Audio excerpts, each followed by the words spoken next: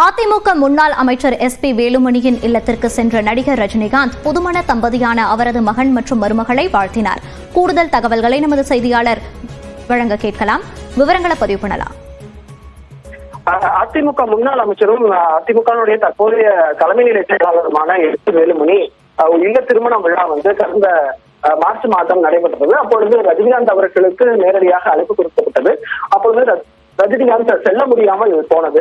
அதை தொடர்ந்துதான் தற்போது நம்ம பார்க்கக்கூடிய காட்சி SP வேலுமணி வீட்டிற்கே ரஜினிகாந்த் அவர்கள் SP வேலுமணியின் மகன் விஜய் விகாஸ் மற்றும் தீஷனா தம்பதியினருக்கு வாழ்த்து தெரிவித்திருக்கிறாங்க.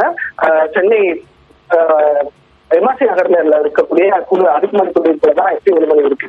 அவரது குடும்பத்தாரை நேரில் சந்தித்து திருமணத்திற்கு வர முடியல, ஷூட்டிங்ல இருந்த பல்வேறு காரணங்களை சுட்டிக்காட்டி அதனாலதான் இன்னைக்கு நேற்று மாலை இந்த சந்திப்பானது நடைபெற்றிருக்கிறது.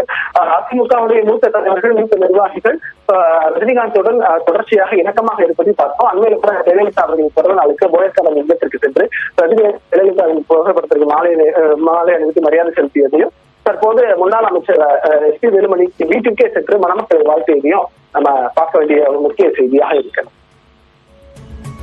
விவரங்களை பதிவு செய்தமைக்கு நன்றி சுபாஷ்.